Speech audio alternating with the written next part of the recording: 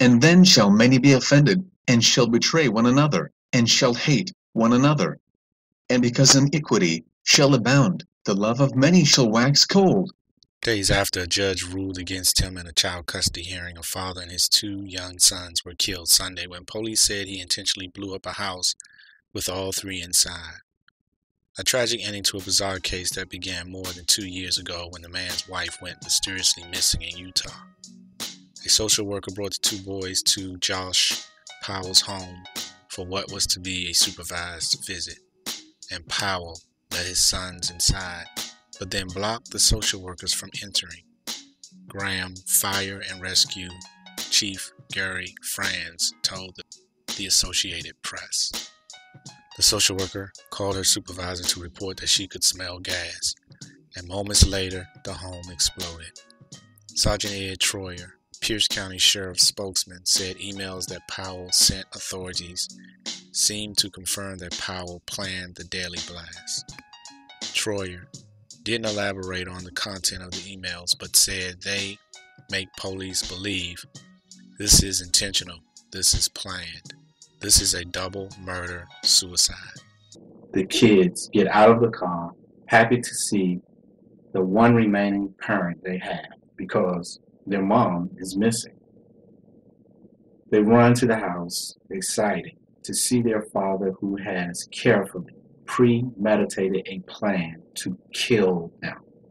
I believe that if this man had any love and compassion for his kids at all, he would have allowed them a chance to live their lives, even if he had made the decision to take his own. What could have possessed him to make him want to take the lives, the innocent lives of his own kids? We continue. Authorities were removing 3 bodies from the home Sunday evening as fire crews and police continued to search the rubble. Troyer said it appears some sort of accelerant was used to make the house burn faster. Jeffrey Bassett, who represented Powell in the custody case, said he received a brief email from his client just minutes before Powell and the boys died. It said, "I'm sorry, goodbye." The email arrived at 12:05 p.m. Sunday, about 10 minutes before the explosion, but he didn't see it until 2 hours later, when others told him Josh and the boys had been killed. He said he knew Josh was upset after being ordered to undergo a psychosexual evaluation recently, but he didn't see this coming. Powell was under investigation in the disappearance of his 28-year-old wife Susan from their West Valley City, Utah home in December 2009. He claimed he had taken the boys on a midnight excursion in freezing temperatures when she vanished. The children, 5-year-old Braden and 7-year-old Charles, had been living with Susan Powell's parents since Josh Powell's father, Stephen, was arrested on child porn and voyeurism charges last fall. There were no accusations concerning Stephen Powell and his grandchildren. Troyer said Stephen Powell was put on suicide watch in custody after he was told of the deadly blast. Steve Powell didn't seem very upset by the news, but was angry towards authorities who notified him, Troyer said. On Wednesday, a judge had denied an attempt by Josh Powell to regain custody, saying she wouldn't consider returning the 2 boys to their father until he underwent a psychosexual evaluation. A psychologist recommended the evaluation based on undisclosed materials Utah police discovered on Josh Powell's computer in 2009. Shuri Hill, a spokeswoman for the State Department of Social and Health Services, said the social worker who was with the children was not a Child Protective Services employee, but a contract worker with a private agency that supervises visits for the state. The visit supervisor for this particular agency had taken the children to the home. When she does that, she sits through the visit and might take notes on her observations. Hill said she pulled up in the car and the kids ran out ahead of her. He closed the door and locked it. She wasn't able to get in, and that's when she smelled the gas.